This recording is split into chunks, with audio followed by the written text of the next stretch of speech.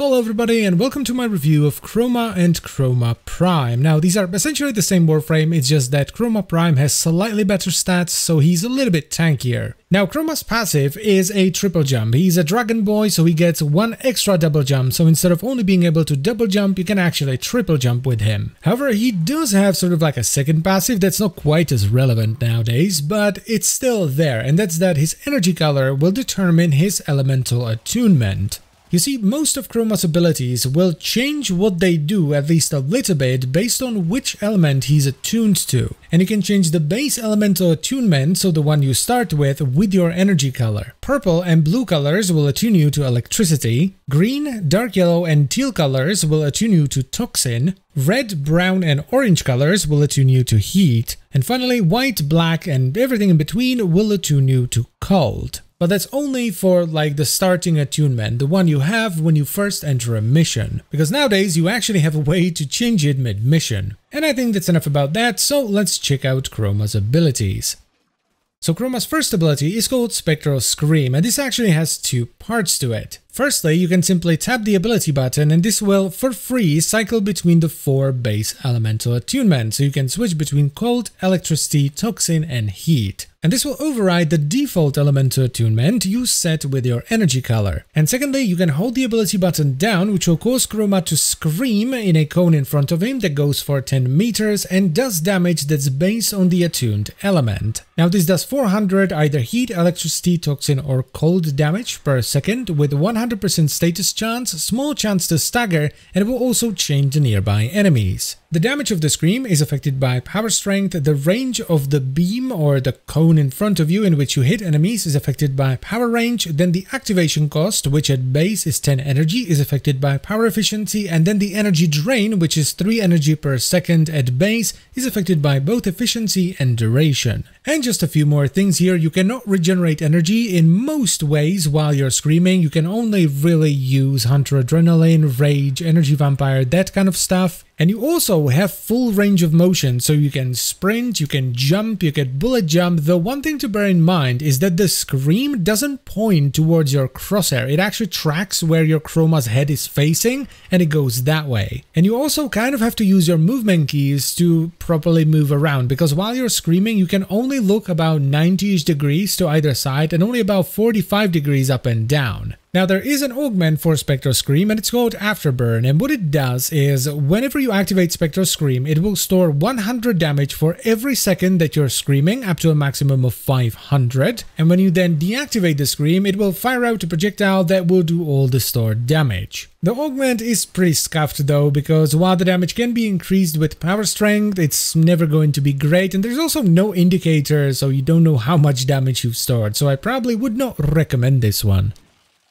Chroma's second ability is called Elemental Ward, where he gains an empowering aura that's based on his attuned element. Now the base aura costs 50 energy to activate, which can be lowered with power efficiency. It will affect allies or enemies within 12 meters, which is affected by power range, and it will last for 25 seconds, which can be modified with power duration. What the aura does though is affected by your elemental attunement. If you're attuned to heat, the aura will grant 200% bonus base health to you and nearby allies, and it will do 100 heat damage per second to all enemies within 5 meters with 10% status chance. Now you can increase the health bonus as well as the damage the aura does by adding more power strength, but the status chance as well as the radius of the burning aura are both set in stone. If you're attuned to cold, the aura will instead grant 150% bonus base armor to you and nearby allies, and it will reflect ranged fire with 300% increased damage and 25% status chance. And you can increase the armor bonus, the damage multiplication on the reflected projectiles, as well as the status chance of the reflected projectiles by adding more power strength. If you're attuned to electricity, the aura will grant 100% base bonus shields to you and nearby allies, and it will convert incoming damage into electricity, which will then arc to nearby enemies. And this is actually quite powerful because it converts 1000% of the incoming damage into one single zap that will hit an enemy within 10 meters, and it has 25% status chance. Now we can increase the shield bonus the aura provides, as well as the damage multiplier on the reflected damage, and the minimum damage the arcs will do, which at base is 200, as well as the status chance of the arcs by adding more power strength. And finally, if you're attuned to Toxin, the aura will increase the reload speed and holster speed of you and nearby allies by 35%, and whenever you're standing within 5 meters of an enemy, you have a 50% chance to deal 5% of their maximum health as toxin damage with 100% status chance. And here, the damage per second, so the 5%, can actually be increased by adding more power strength, and the reload speed and holster speed bonuses are actually affected by power duration.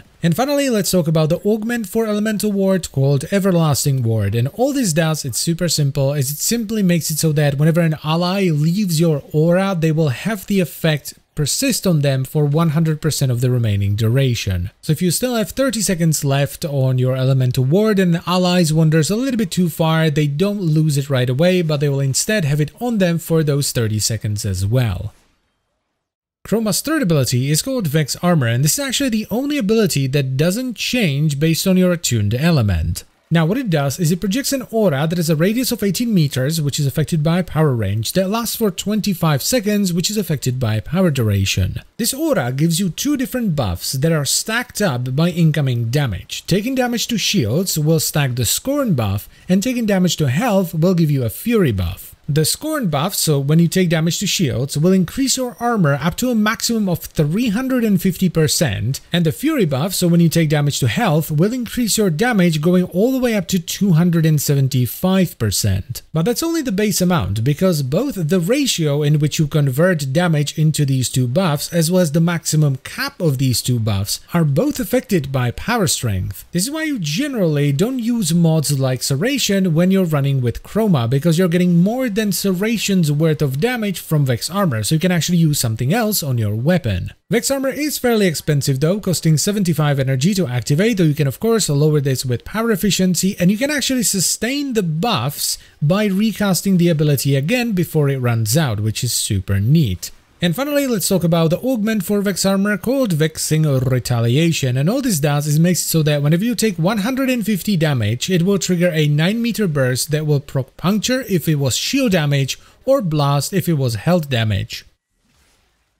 And Chroma's fourth and final ability is called Effigy, where he sheds the outer layer of his armor and it becomes sort of like a stationary turret. Now this Effigy isn't actually unkillable, it has 8000 health and about 140 armor. And it will just attack everything it sees. And it will do it in a few ways. Firstly, it will use a Spectral Scream that does 2000 damage per second, which is either heat, electricity, toxin or cold based on your elemental attunement. And every now and then it will do a massive 30-meter knockback, which will do 200 damage, which is once again either heat, electricity, toxin or cold based on your elemental attunement. But that's not all, because anything killed within 10 meters of the Effigy will drop double credits, and anything killed by the Effigy itself has a 60% chance to drop even more credits. Now, the health and the damage of the Effigy are both affected by power strength. The ability costs 50 energy to activate, which is affected by power efficiency, and then drains additional 10 energy per second, which is quite a lot, but it's affected by both efficiency and duration, so you can lower it quite a bit. And since it drains energy while it's active, you can't regenerate energy in most ways. So you're gonna have to rely on things like energy orbs, rage enhancer, adrenaline, energy vampire, and that kind of stuff. However, the ability does come with a bit of a downside because you shed the outer layer of your armor. So while you're lighter and you can move 20% faster, you also lose 50% of your armor. So please use with caution. Now there's also an augment for Effigy called Guided Effigy, and this allows you to move your Effigy around. So once you shed the outer layer of your armor and you create your Effigy, you can then hold the ability button down, which will display a little circle on the ground, and if you then let it go, the Effigy will either fly to it or teleport to it if there is like no valid path for it to fly through. Now this actually does a slight amount of damage, does about 2000 damage per second to all enemies in its path, and it will roar and stun on arrival, which is really good as well. And on top of all of that, the damage it does is scaled with power strength.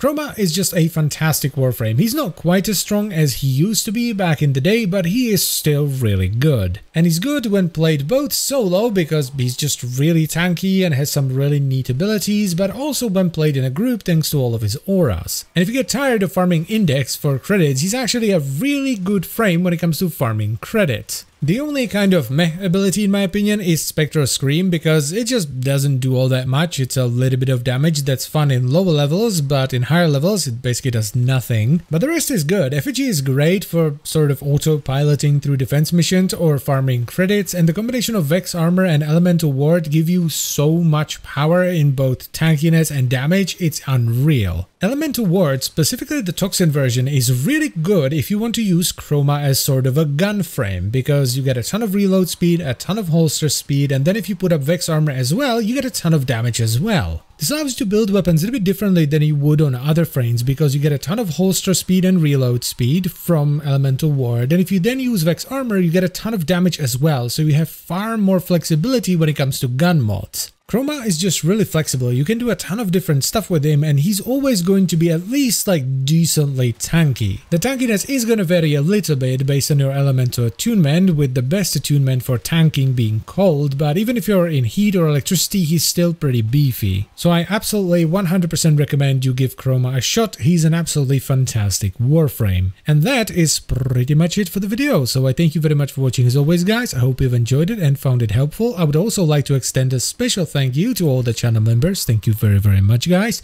and I'll see you next time. Bye bye.